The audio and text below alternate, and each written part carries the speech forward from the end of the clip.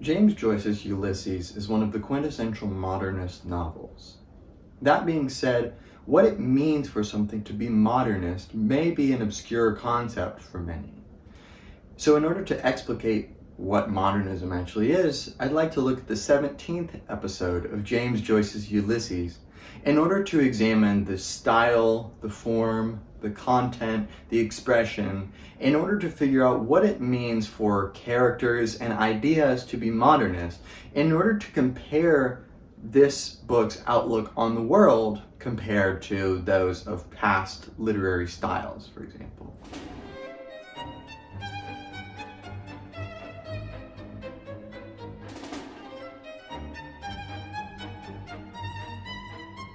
The date of the modern period is, of course, up to interpretation. It itself is an arbitrary goalpost that we set up in order to help explain humanity's intellectual development.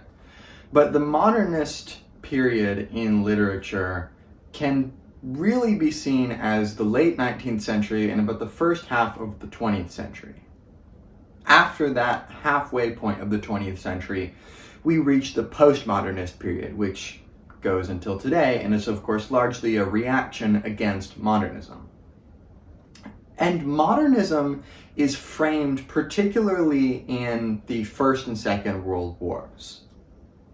These, of course, are very important world conflicts because they're wars the likes of which the world has never seen, insofar as they are global in their scope.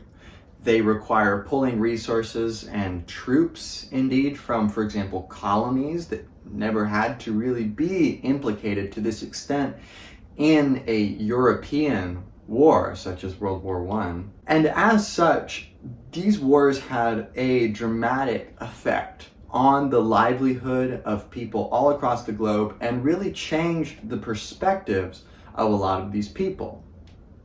Modernism is very influenced by the Enlightenment, by the idea of rationalism, so the idea that you can sort of abstract thought away from empirical experience and you can rationally deduce ways that the world interacts with itself and kind of structures of existence, such that you can have a scientific approach to metaphysics, to the natural sciences, to even things like psychology, for example.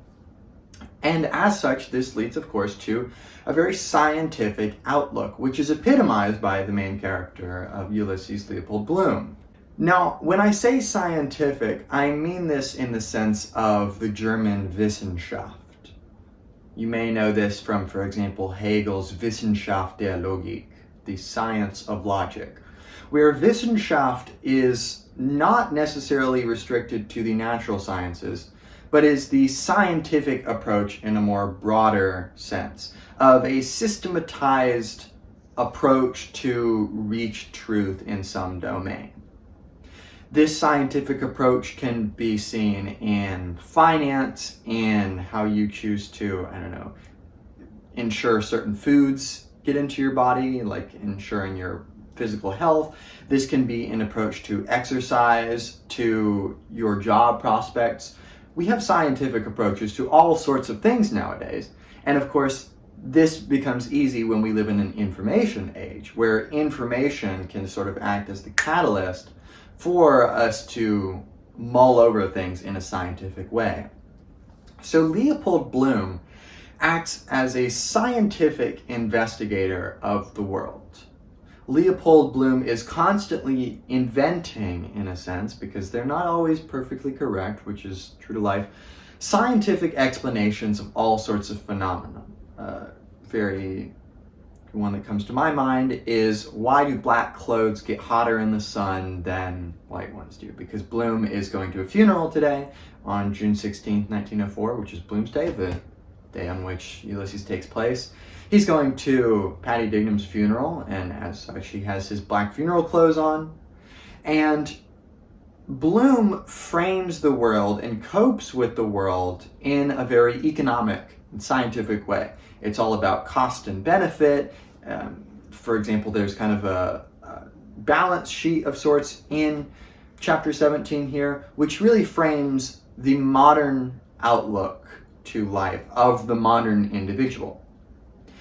And as is usually the case with Joyce, the form of any of his writing is very indicative of the kind of symbolic meanings that we can take from the content. So for this 17th chapter, it is in the style of a catechism, which is a sort of question and answer explication of Christian doctrine. So you would see this in someone like Anselm, for example, where there's going to be kind of expected questions and then the official answer of sorts. And this is supposed to be a way to systematize an approach to truth in a very modernist fashion. And of course, this is not unique to the modern period. All sorts of Christian, like church fathers and people that are using catechisms are, of course, not in the modern period. But it does highlight a systematic and scientific approach that is part and parcel of the modern mentality, which Joyce reifies here in an interesting way insofar as we have the style of the catechism with the general expression of the content being that of a scientific discourse. So we've got the form, which is sort of encompassing this whole chapter, which is the catechism, and then the expression of whatever is being in here, the plot and all the actions that are going on, is scientific. It uses very dense scientific language, lots of very big words, and the content, of course, is all over the place. It's talking about the memories of both of these characters, their feelings of connection, some of their existential concerns. But there's a very interesting, quite long part of the catechism here in which we get a meditation really on water, and it is quintessentially modernist in its cosmic scope. It is trying to capture the whole universe in a small little package, which of course, if you know anything about Finnegan's Wake, that's definitely Joyce's ideal in that situation, in that work, is to capture the whole of the cosmos in, of course, a microcosm of the macrocosm. And as such, this chapter is going to have a lot to say about the chaosmos, which is one of Joyce's most important ideas, one that's not super clearly explicated all the time, but has been attributed to Joyce.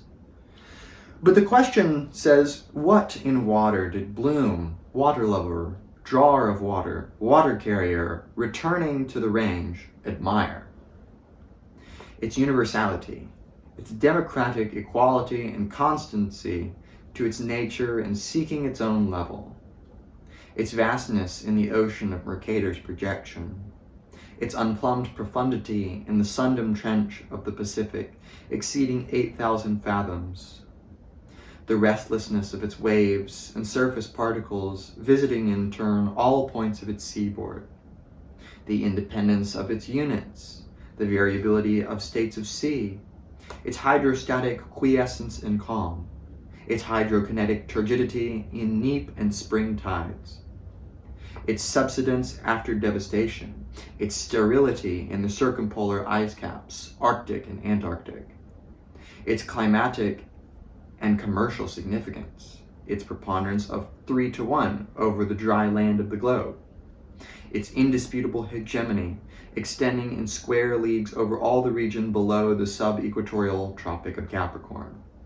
the multisecular stability of its primeval basin, its lutifluvius bed, its capacity to dissolve and hold in solution all soluble substances, including millions of tons of the most precious metals, its slow erosions of peninsulas and islands, its persistent formation of homothetic islands, peninsulas, and downward trending promontories, its alluvial deposits, its weight and volume and density, its imperturbability in lagoons and highland tarns, its gradation of colors in the torrid and temperate and frigid zones, its vehicular ramifications in continental lake-contained streams and confluent ocean-flowing rivers with their tributaries and transoceanic currents, Gulf Stream, north and south equatorial courses, its violence in sea quakes, waterspouts, artesian wells, eruptions, torrents, eddies, freshets, spates, groundswells, watersheds, water partings, geysers, cataracts, whirlpools, maelstroms, inundations, deluges, cloudbursts, and it just goes on and on and on like this. So we can see not only the very dense language that's going on here, but every aspect of water is being examined here in kind of sometimes more particular aspects and sometimes going for a more existential approach. And of course, we can see what Joyce likes about water. It has this cyclical quality of it, this natural equilibrium, which is part and parcel of the modernist perspective of nature having its own will of sorts, which we are subject to, rather than the earth being subject to our will. So there's a reversal in authority regarding the world. The profound blow that was given to humankind by itself in the First and Second World Wars, of course, had a tremendous effect on, are we really the center of everything? And of course, this has been eroded since people like Kepler and Copernicus and all this talk about geocentrism versus heliocentrism and kind of reformulating our place in the world. But here we can see that this could also work as an analogy for humans, of humans as one molecule of H2O among many, engaged in this large process. And of course, this is very indicative of process philosophy in general. But the universality of water is important because, of course, the universality of water is precisely its particularity.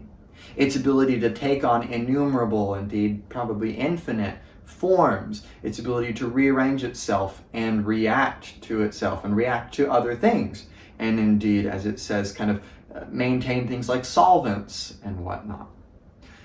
And this hints to a sort of, this is like a transcendentalist idea, people like Thoreau or Walt Whitman, who are kind of just looking at the world and accepting their secondary place behind the primacy of the cosmos, of its power, of its ability to upset our prospects and our concepts. And Joyce mentions the fresh, cold, never-changing, ever-changing water, which of course gets to the heart of the sort of contradiction that's being established here, of the water, in a sense, is never changing insofar as it is water, but what it means to be water is precisely that it is ever changing, which of course, this is very Heraclitean in many respects in terms of the very essence of the river is to be in a constant process, constant flux and whatnot, which Deleuze shows quite conclusively puts a hole in the idea of essences as such. But nevertheless, there is a reticence to get too high and instead to seek one's level, just like the water seeks its level. And there's a sort of democratic ideal that's hidden in there that Joyce and Bloom surely find, rather peaceful in many regards, rather helpful in terms of finding one's place in a world that is global in its scale, that is much more about toiling and getting by. Labor movements are very prominent at this time, and communist movements are kind of hitting it off in Russia, for example. And there's an interesting little theological bit that we see in here, and we saw it in the passage that I just had read in terms of the 3-to-1 ratio of water to land. We see this also in the 3 sips to his opponent's 1, that being Bloom sipping 3 sips of the hot cocoa to Stephen's 1 sip. And then we also see, in terms of both of their baptisms, 3-to-1, Bloom and Stephen respectively, which hints at an interesting, of course, 3-to-1 is hinting at 3-in-1, a sort of Trinitarian undercurrent that we've seen the whole time in this work. It's undeniable. And Stephen and Bloom's names are mixed together such that we have Stoom and Bleven. So there's this hint at a consubstantiality of father and son that Bloom, in seeking out or finding Stephen, rather, knock at the door and you shall hear an answer, seek and you shall find, by approaching Stephen, there is a sort of recognition of the self, which we've seen in this work when Joyce said at one point that we walk through ourselves and that time and time again we come back to ourselves by coming out of ourselves. There's a sense of self-understanding, of understanding one's place in the world by going outside of oneself, by accepting one's subjectivity, one's individuality, of course, which is a big current in modernism, of being one thing among many. But through this connection between father and son, there's a sense of, in finding Stephen, Bloom has found himself, and in finding Bloom, Stephen has found himself, which is, it's an interesting little theological symbolism of sorts to bring out. And it's important, of course, to note the downsides of the modern mentality. It is libertarian, or, like neoliberal in many regards, in the sense of it is individualist, it is very pick yourself up by your bootstraps, and there is that sense of always being partially lost in the flow of things. Bloom has mentioned in this chapter that as one grows older, their individuality kind of shrinks to the point of obscurity when you die, and the atoms that make you up become part of something else. And within that mentality, that of course leads to some problematic notions of there has been a forsaking of societal cohesion in a sense. A sort of, even though there's the global scale, it has led to semi-isolated spheres of influence of the US, of Soviet Russia, of China, of Germany, of Britain, of Ireland, of kind of these warring factions, which of course is very primeval in its significance. There's some things that never change. And this leads to a need to just get along in the world, to at least break even. That's the goal. It's a push away from living to surviving, which is of course problematic. And we see this when Bloom is contemplating why he wants to care for Stephen. What stimulated him in his cogitations? Well, it is financial success.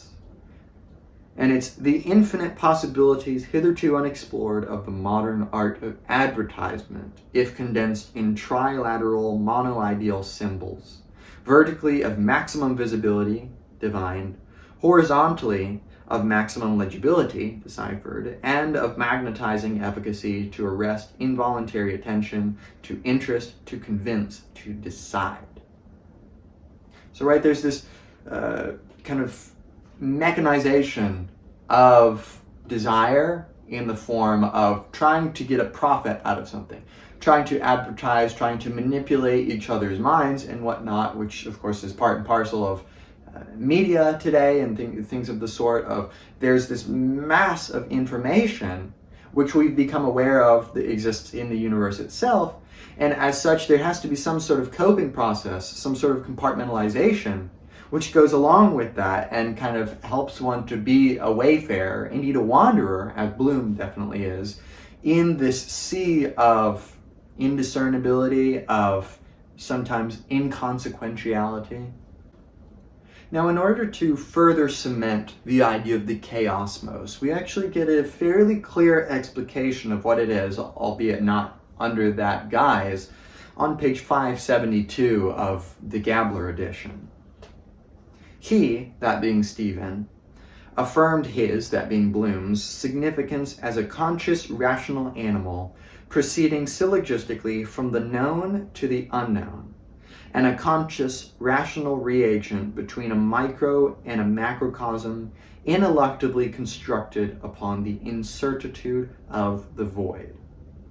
Was this affirmation apprehended by Bloom? Not verbally, substantially. What comforted his misapprehension? That as a component, keyless citizen, he had proceeded energetically from the unknown to the known through the incertitude of the void.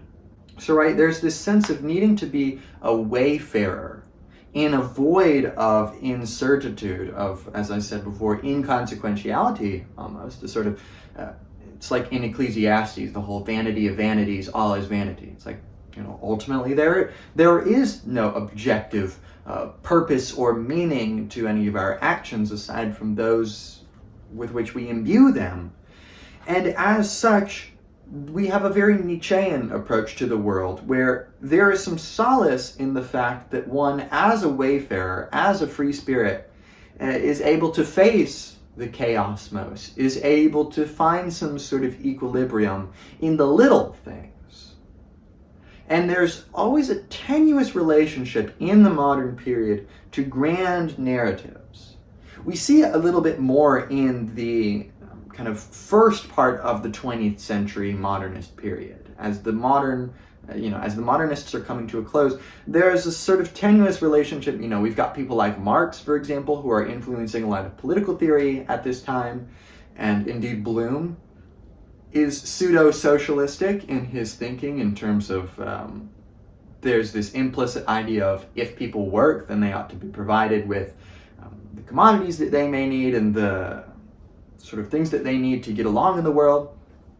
There's those sorts of grand narratives, but there's also a feeling of dejection that gets in the way of fully being able to accept those grand narratives, because when it comes down to it, we are between a micro and a macrocosm in the incertitude of the void. And the fact that this affirmation is apprehended substantially, of course, hints to this consubstantiality idea that's been happening. This link between Father and Son, in a sense, which is all about, realizing the truth of the world, in a sense, which is symbolized by the keys, both of which Stephen is missing his key because he gave it back to Buck Mulligan at the beginning, I think it was in the first or second episode. And then, of course, Bloom left his key in his other trousers. And as such, both of them are keyless citizens, which is kind of code for keyless being not having the full truth, having lost that key to reality that made sense of it all. And there's a sense of unforestallability in that existential state in Ulysses. For example, at the very end of this episode, in what posture, whom, weary, with, when, where, as different questions of the catechism. And the where, as in the where are we going to, what is the purpose of this, is just blank. Signifying, of course, that there is an infinite series of events to come with no termination necessarily. So there is no end to the process of trying to be a wayfarer, of being a wanderer. And of course, this can make one feel dejected. And that's why I think Bloom is such a relatable character in many regards. But I think he's also quite a pernicious character. I think he gives us a mirror into the way that we sort of have to live. We have to think, for example, about our own marketability. I have to think about what kind of clothes am I wearing to present myself such that in 20 years someone can look back at this and want to hire me for a job or something like that. You have to think about your marketability. You have to think about how streamlined your life is. You have to sort of micromanage your hours in the day and whatnot. And this is, of course, part and parcel of that modern realization of the vastness, of the scale of the world, which we see when Bloom thinks of the parallax or parallactic drift of so-called fixed stars, in reality ever-moving wanderers from immeasurably remote eons to infinitely remote futures, in comparison with which the years 70 of allotted human life formed a parenthesis of infinitesimal brevity. And he continues there, looking at the stars, thinking of the incalculable trillions of billions of millions of imperceptible molecules contained by cohesion of molecular affinity in a single pinhead, of the universe of human serum constellated with red and white bodies, themselves universes of void space, constellated with other bodies, each in continuity, its universe of divisible component bodies, of which each was again divisible in divisions of redivisible component bodies, dividends and divisors ever diminishing without actual division, till, if the process were carried far enough, naught nowhere was never reached. One of the most profound meditations on the scale of the universe, I think you'll agree. And there's a lot of interesting ideas. Of course, we have the idea of parallax, which is one of the two forms of change that are discussed in Ulysses. We have metempsychosis and we have parallax. And metempsychosis is like the transmigration of souls idea. So it's this idea that one body, for example, one word, can have multiple souls within it. You can think of this literally, or you can think of it just like hermeneutically in terms of how you examine a text, is that one word can be bred with a multitude of meanings, all of which can potentially be valid, and as is shown, are universes of themselves. So there's an acceptance of infinitely remote futures, and of human life as a parenthesis of infinitesimal brevity. Of course, if we live in an infinite universe, every finite moment is an infinitesimal, which is to say it is infinitely approaching but never reaching nullity or zero. And of course, that is a profound realization, one of these other realizations that's popular regarding infinity, that being if you have a room full of monkeys on a typewriter and an infinite amount of time, eventually they will produce the entirety of the works of Shakespeare. Because if you have an infinite amount of time and you have an infinite amount of actions, you'll therefore have an infinite amount of permutations of those actions and set outcomes, thus giving you Shakespeare. And the scale, of course, of trillions of billions of millions of imperceptible molecules, that imperceptibility hinting at our epistemic humility, really, in the world, of our inability to grasp the world in all of its significance, at least not on first glance. It requires a continual scientific approach to even glean some meaning from it. And of course, the red and white bodies that he speaks of, humans as red and white bodies, is of course, molecular diagrams of these 3D models of molecules are done with red and white and I think black little balls that are connected to symbolize atoms. So right, humans themselves are universes in and of themselves of void space, which is to say, vanity. And that's significant because he talks about how you can continually kind of divide something more and more and more until not nowhere was never reached, right? That you can't actually reach nothing, but you're sort of constantly on a collision course towards nothing. Everything in the chaosmos is constantly winding down in the sense of constantly dissoluting its form, constantly breaking apart, constantly fighting against those forces that threaten to break something apart, such as the forces of the environment, which threaten to break apart my body, as it has to create energy to continue to self-locomote, as it has to continue to maintain homeostasis in each of my cells such that they don't burst apart and my body just turn into goo. And you also have various forces of electromagnetism and whatnot that are keeping one's molecules at a certain distance from each other and whatnot. So all of this stuff is coming together such that Bloom, in this continual sort of mindset, meditates on the attendant phenomena of eclipses, solar and lunar, from immersion to immersion, abatement of wind, transit of shadow, taciturnity of winged creatures, emergence of nocturnal or crepuscular animals, persistence of infernal light, obscurity of terrestrial waters, pallor of human beings.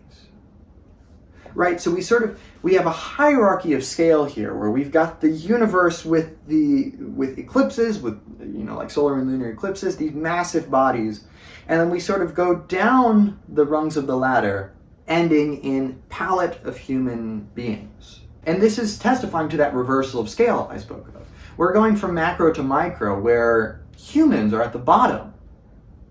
And of course, this testifies to and I guess I should have clarified, between metempsychosis and parallax. Metempsychosis, of course, is this idea that there's a sort of almost contradictoriness. For example, the ever-changing, never-changing water. Within one body, it can sort of take on different aspects, mean different things. And then, of course, parallax is the ability of one body to appear different, indeed be different, depending on one's perspective. And this is used in astronomy in order to figure out the absolute mass or magnitude of a celestial body by looking at it from different perspectives and collating these together. So we can see here that there's this parallax going on with regards to the human perspective, where sure, you can look at all the bodies that are smaller than humans and you can get this sense of us being, these beautiful rational animals which are better than all the animal kingdom. But when you widen your perspective even more, we get some parallax regarding the human condition, where contextualized in the chaosmos, we are, an infinitesimal parenthetical citation. His, Bloom's, logical conclusion, having weighed the matter and allowing for possible error, that it was not a heaven tree, nor a heaven grot, nor a heaven beast, nor a heaven man, that it was a utopia, there being no known method from the known to the unknown, an infinity renderable, equally finite by the supposititious opposition of one or more bodies equally of the same and of different magnitudes, a mobility of illusory forms immobilized in space, remobilized in air, a past which possibly had ceased to exist as a present before its probable spectators had entered actual present existence. And of course, there's a lot of interesting little remarks that's going on here. The fact that we cannot know what is unknown until we know it as known. So it's sort of realizing the blinders that we've gone on, and the fact that there are things that are unknown to me. And I don't know what those things are, of course, because they are unknown. So I only ever know what I know, which is an infinitesimal brevity in and of itself. And also, the past ceases to exist and becomes reified in the present. Of course, it becomes an existential kind of tool for crafting the present, but it itself becomes a phantom of sorts.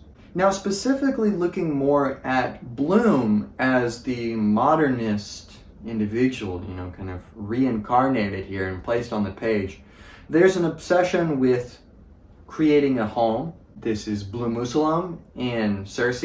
Here we have Bloomville. So there's this sense of, considering that Bloom is a ethnic Jew, and he's constantly assailed with comments and with stereotypes and with barriers that interfere with his ability to have a sense of home. This is why he dreams of settling land in Palestine, basically, of owning some kind of land, of planting orange groves in Palestine and eventually having a home there, is he needs a sense of repose. He needs something still. And as such, he is obsessed with a sense of hierarchical order, of if I'm going to understand anything at all, and I can only understand what I can understand, I can only know what I can know, I'm going to do it well, and I'm going to do it scientifically. I'm going to have strict maintenance of public order, as he says, a dispensation in a heterogeneous society of arbitrary classes, incessantly rearranged in terms of greater and lesser social equality, of unbiased, homogeneous, indisputable justice, right? So he's got a systematic sort of political theory figured out, and he's going to seek alleviation from fatigue, he's seeking repose, and he's seeking vitality. This is very indicative of the meaning crisis today, for example.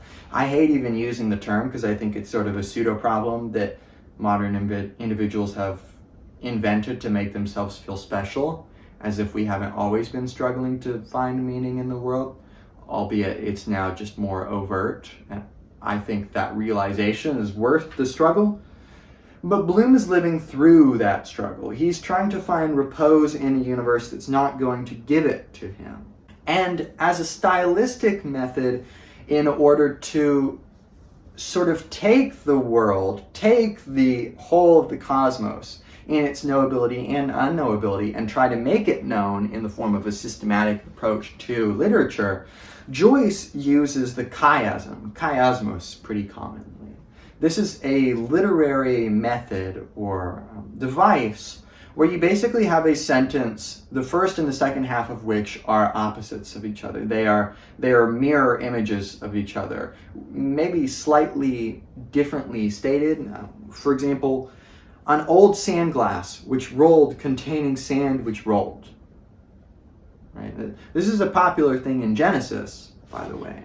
And the chiasm acts to kind of give a rational and a clear and systematic, indeed almost contradictory, understanding of any phenomenon. You understand it forwards and backwards, front and back. You get it all on the page. Another example here, retreating at the terminus of the Great Northern Railway, Amiens Street, with constant uniform acceleration, along parallel lines meeting at infinity, if produced, along parallel lines reproducing from infinity with constant uniform retardation at the terminus of the Great Northern Railway, Amiens Street, returning. And it's interesting to note there that it starts with retreating and ends with returning, which of course links to this idea of the consubstantiality of Bloom and Stephen, of father and son, of coming out, of retreating out of yourself, and then returning, coming back to yourself by engaging with the chaos, by the chiasm, by the chaosmos. And there's this sense that Bloom is a wanderer. He's in his own exodus. It is asked, would the departed never nowhere know how reappear? Ever he would wander, self-compelled to the extreme limit of his cometary orbit, beyond the fixed stars and veritable suns and telescopic planets, astronomical waifs and strays, to the extreme boundary of space, passing from land to land among peoples amid events. Somewhere, imperceptibly, he would hear and somehow reluctantly, sun-compelled, obey the summons of recall, whence, disappearing from the constellations of the Northern Crown, he would somehow reappear, reborn above Delta, in the constellation of Cassiopeia, and after incalculable aeons of peregrination, return an estranged avenger, a wreaker of justice on malefactors, a dark crusader, a sleeper awakened, with financial resources, by supposition, surpassing those of Rothschild or the Silver King. And we might add to that not only a dark crusader and a sleeper awakened, but a throwaway, right? Because this is one of the pervading miscommunications that occurs, where you have the Gold Cup, which is a horse race going on, and throwaway is the name of one of the horses. And Bloom gives to a friend a magazine, or newspaper maybe, and he says, I'm just going to throw it away. And this is taken as an indication to his friend that he ought to bet on the horse throwaway. And the guy doesn't bet on the horse, but word kind of gets around, and people think that Bloom knows about throwaway, and there's a 20-to-1 likelihood that throwaway will lose.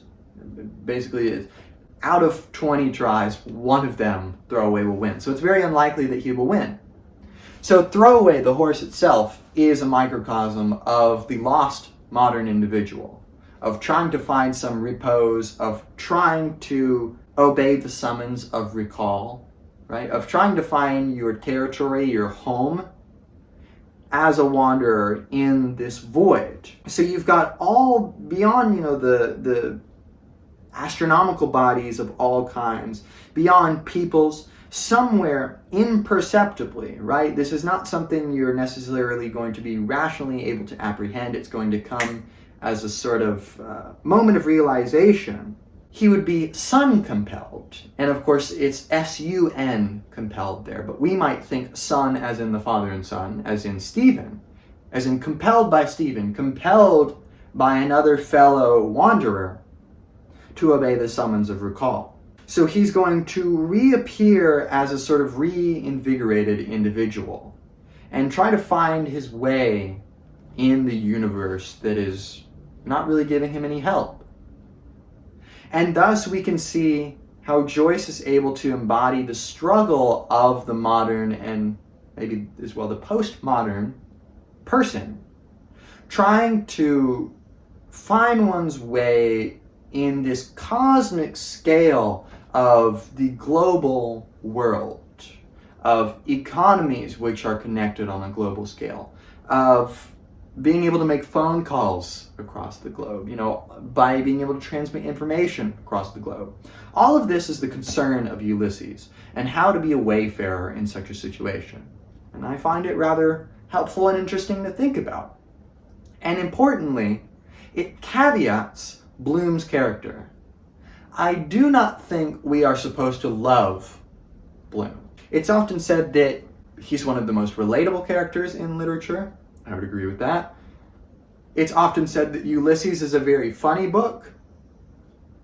And I would caveat that by saying, especially when it comes to Bloom, it is funny at the expense of Bloom.